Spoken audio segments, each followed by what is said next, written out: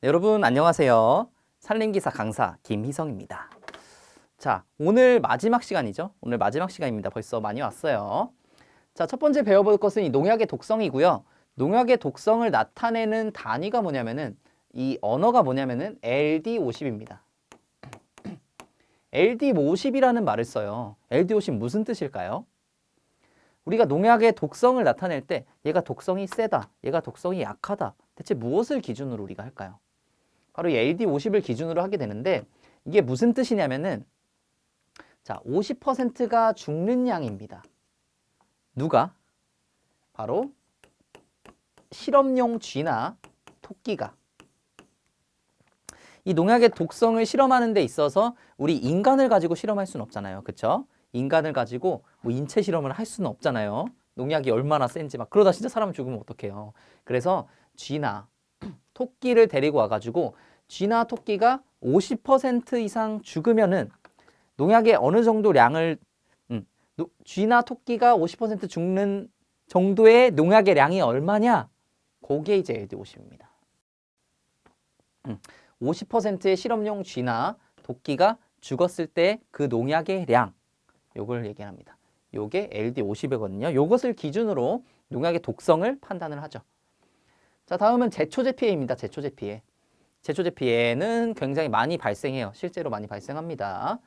왜냐하면은 제초제 같은 경우에 여러분들 보통 보도블럭 이렇게 있으면은 보도블럭 사이에 잡초들 엄청 많이 나잖아요. 막 이렇게 이런 거 이제 뿌리느라고 비선택성 제초제를 막 준단 말이에요. 그럼 얘네가 금방 싹 죽긴 죽어요. 근데 그 농약이 써져 있는 대로 해서 줘야 되는데 그게 아니라 보통은 훨씬 거의 한 7, 8배, 10배 정도 한 10배 정도 강하게 해서 줍니다. 그렇게 하면 빨리는 죽겠죠. 빨리는 죽지만 이 주변에 있는 나무들이 약해를 입을 수 있다는 거예요. 약해는 어떻게 있냐면은 전신적으로 나타납니다. 농약 같은 경우에. 왜냐하면 농약을 뿌리로 흡수해서 수목이 전신적으로 다 흡수를 하기 때문에 여기만 흡수하는 게 아니잖아요. 막 여기만 흡수하고 그런 건 아니에요. 일단 식물이 흡수했다면은 몸 전신은 다 도는 겁니다. 그래서 농약의 약해는 전신적으로 나타나는 겁니다. 그래서 2번 같은 경우 피해 증상은 전신적으로 나타나는 경우보다 국부적으로 나타나는 경우가 많다. 이 얘기가 틀린 얘기죠. 전신적으로 나타나는 게 맞습니다. 자, 그거에 의해서 약해. 사실 약해나 제초제 피해나 같은 말이죠. 어떻게 보면은. 자, 농약의 저항성인 개체가 출현하는 것은 약제 저항성이다. 문제가 어떻게 나오냐면은 약해에 대한 설명으로 옳지 않은 것은 농약의 저항성인 개체가 출현한다. 이런 식으로 나오는데 요건 약해가 아니라 농약의 저항성인 개체가 나타난다. 이거 무슨 뜻이었죠? 그쵸? 이 해충들이 계속 세대를 거치면서 여기에 농약을 한번 주게 되면은 농약에 대한 면역성이 생기고 그 면역성이 유전자 형질을 그대로 물려받아 가지고 그 다음에도 계속해서 이 농약에 대해서는 면역성이 생기는 거, 이 약제 저항성이라고 했었죠. 그렇기 때문에 이 얘기는 약제 저항성에 대한 얘기이기 때문에 약해에 대한 얘기가 아니다. 약해는 뭐죠?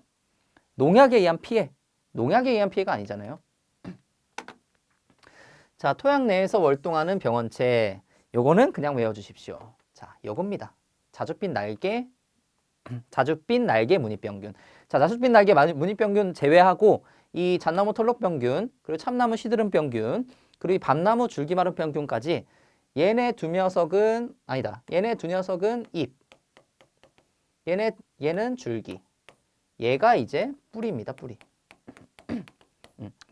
누가 제일 토양과 가깝죠? 뿌리가 제일 토양에 가깝죠? 이 자줏빛 날개 무늬병. 그런 식으로 찾아주셔도 됩니다. 자, 구제하여야 하는 포유류인데 사실 요 문제 이해가 잘 안 가요. 그래서 여러분들 그냥 외워주시면 좋을 것 같습니다. 야생동물의 피해를 감수하기 위해 곤충이나 지렁이 등을 구제하여야 하는 포유류는 이렇게 되어 있는데 사실 이 지렁이 같은 경우에는 익충이거든요. 익충. 굉장히 이로운 녀석이에요. 이로운 녀석. 이로운 동물인데 지렁이가 있음으로 인해서 지렁이의 분비물 때문에 토양이 이렇게 뭉쳐가지고 토양의 입단화를 도모할 수가 있고요. 첫 번째로는. 두 번째로는 지렁이가 다니는 길 있죠. 지렁이가 다니는 길들로 인해서 공극이 생깁니다. 그래서 토양에 굉장히 영양분을 많이 공급해주기도 하고 토양의 구조 자체를 좋게 해주는 게 요 지렁이거든요.